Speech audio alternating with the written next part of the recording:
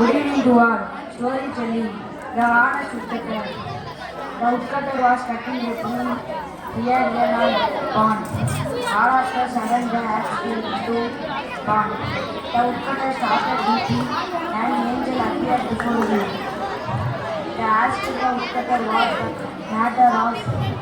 Then the angel took out the golden axe from the pond. The woodcutter said that it was not his axe that the angel brought out a silver axe.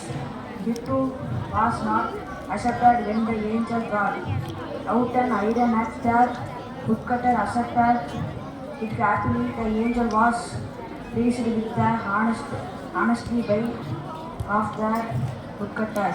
He offered all that to the woodcutter. நேர்மையான மரவெட்டி. ஒரு ஆறு பக்கத்துல ஒரு மரவெட்டி கோடாரி வச்சு மரவெட்டிட்டு இருந்தாரு. அப்ப தெரியாம அந்த கோடாரி ஆறுக்குள்ள விழுந்துருச்சு. உடனே அவர் உட்காந்து அழுவ ஆரம்பிச்சிட்டாரு. உடனே அந்த ஆத்துக்குள்ள இருந்து ஒரு ஏஞ்சல் நீ ஏன் என்னாச்சு இப்படி அடிச்சுட்டு அப்படின்னாங்க. உடனே அந்த மரவெட்டி சொல்லுறாரு, என் கோடாரி உள்ள விழுந்துட்டு அது இருந்ததே அந்த ஒரு கோடாரி, நிம்மதி எந்த ஒண்ணுமே இல்லை, என்னால நிம்மதி எப்படி குறைக்க முடியும், அந்த நான் பார்த்துக்கிட்டு இருந்த ஒரே தொழில் மழை விட்டு என் கோடாரி வீட்டுக்கு வர சொன்னாங்க. உடனே அந்த ஏஞ்சல் தங்க கோடாரி எடுத்து இதான் உன் கோடாரி அப்படின்னு கேட்டாங்க. இல்ல இது என் கோடாரி இல்ல அப்படின்னா. உடனே அந்த ஏஞ்சல் மறுபடியும் தண்ணிக்குள்ள போய் வெள்ளி கோடாரி எடுத்து வராங்க. மறுபடியும் இதான் அவன் கோடாரின்னு கேட்டாங்க. இல்ல இதுவும் என் கோடாரி இல்ல அப்படின்னாங்க. உடனே ஒரு பித்தளை கோடாரி எடுத்து வராங்க. அப்பதான் அந்த உட்கட்ட சொல்லுறாரு, இதான் என் கோடாரி. அது ரொம்ப சந்தோஷமாயிட்டாரு.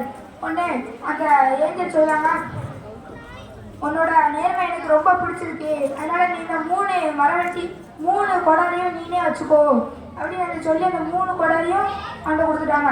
நேர்மையா இருக்க போய் அவருக்கு பரிசு கிடைச்சிச்சு. இதே அவர் இது தங்க கொடாரி என் கொடாரின்னு சொல்லிட்டு அவருக்கு பரிசு கிடைச்சிருக்காரு. நன்றி.